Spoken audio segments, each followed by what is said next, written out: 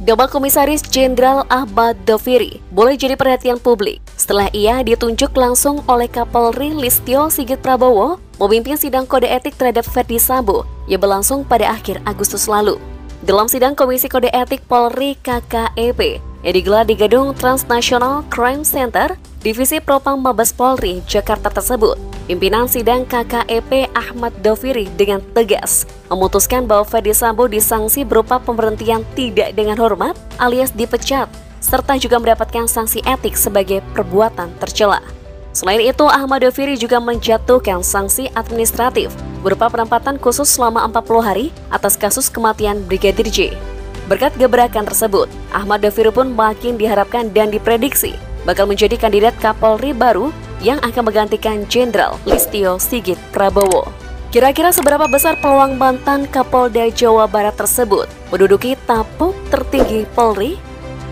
Komisaris Jenderal Polisi Dr. Andes Haji Ahmad Doviri, MSI, adalah seorang jenderal bintang 3 Polri yang sejak 31 Oktober 2021 mengemban amanat sebagai Kepala Badan Intelijen dan Keamanan Polri atau disingkat Kabintelkam menggantikan Paulus Waterpauw yang telah pensiun.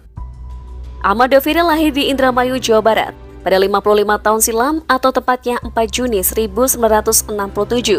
Dia adalah alumnus Akpol Angkatan 1989. Dia merupakan lulusan terbaik dengan penghargaan sipil Adi Makayasa. Ahmad Doviri juga mengenyam pendidikan di Perguruan Tinggi Ilmu Kepolisian PTIK, Sespim Polisi Lembang, dan di Lemhanas RI PPRA XL 8 pada 2012.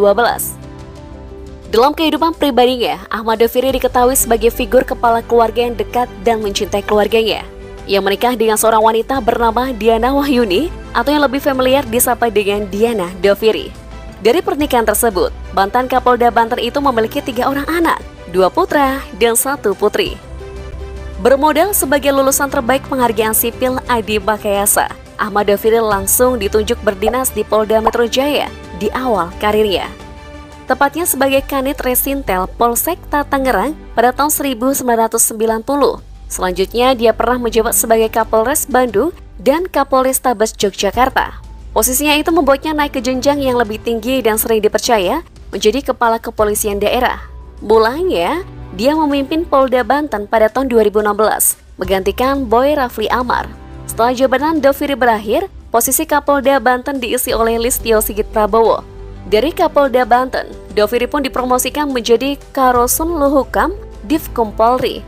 Tak lama kemudian, dia diangkat menjadi Kapolda Daerah Istimewa Yogyakarta sejak November 2016. Jauh sebelumnya, dia juga pernah menjadi Wakapolda DIY tahun 2013. Ketika menjadi Kapolda DIY, Doviri pernah menangani kasus klitih atau aksi kejahatan jalanan yang meresahkan masyarakat. Kala itu dia mengimbau kepada seluruh orang tua agar memberikan perhatian dan pengawasan terhadap anak-anaknya. Ia juga meminta para anak buahnya lebih sering patroli dan razia di malam hari. Selanjutnya, Ahmad Doviri juga sempat ditunjuk menjadi asisten logistik Kapolri. Tugas terakhirnya sebelum duduk di kursi Kabintelkam Polri adalah jabatan Kapolda Jawa Barat. Jabatan itu dia tempati sejak November 2020 sampai Oktober 2021. Selain memimpin sidang etik terhadap Ferdy Sambo, Kabintelkam Komjen Ahmad Doviri juga berperan penting dalam pengungkapan kasus yang dilakukan mantan Kadif Propam Polri itu. Diketahui, dirinya merupakan salah satu anggota tim khusus yang dibentuk Kapolri Listio Sigit Prabowo dalam menangani kasus tersebut. Selaku pimpinan Badan Intelijen Keamanan Polri, Ahmad Doviri cukup berjasa dalam pengungkapan CCTV di kasus pembunuhan berencana Brigadir J oleh Ferdy Sambo. Keterlibatan Baintelkam Polri tersebut berupa penemuan adanya perusakan CCTV dan rekayasa TKP yang dilakukan oleh pihak Ferdy Sambo. Saat merilis penetapan Ferdy Sambo sebagai dalang pembunuhan terhadap Brigadir J, Irwasum Polri Komjen Pol Agung Budi Marioto mengungkapkan peran penting Baintelkam Polri dalam pengusutan kasus tewasnya Brigadir J. Agung mengungkapkan bagaimana Baintelkam bergerak hingga akhirnya tim Sus Polri bisa menetapkan Irjen Ferdy Sambo sebagai tersangka pembunuhan berencana. Tak hanya sampai di situ, integritas dan ketegasannya juga terlihat ketika Ahmad Doviri menjadi salah satu sosok jenderal 3 bintang yang turut hadir saat rilis penetapan tersangka Ferdy Sambo. Selanjutnya, Ahmad Doviri juga merupakan sosok berjasa dalam pengungkapan skenario palsu Ferdy Sambo atas pembunuhan Brigadir J. Beliau menjadi pihak yang mampu mematahkan doktrin Ferdy Sambo terhadap Barada Richard Eliezer, hingga akhirnya Baradae berani membongkar skenario palsu Ferdy Sambo.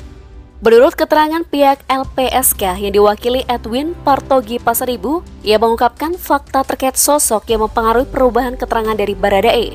Edwin mengatakan, awalnya Baradae selalu konsisten menyatakan bahwa peristiwa tersebut adalah adanya konfrontasi antara dirinya dan Brigadir J, sebagaimana skenario pertama yang dirancang FS.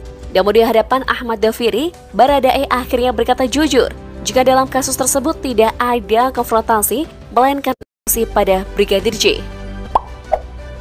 Melihat rekam jejak dan perjalanan karir Ahmad Doviri, tentu saja sosoknya berpeluang menjadi Kapolri yang baru menggantikan Jenderal Listio Sigit Prabowo.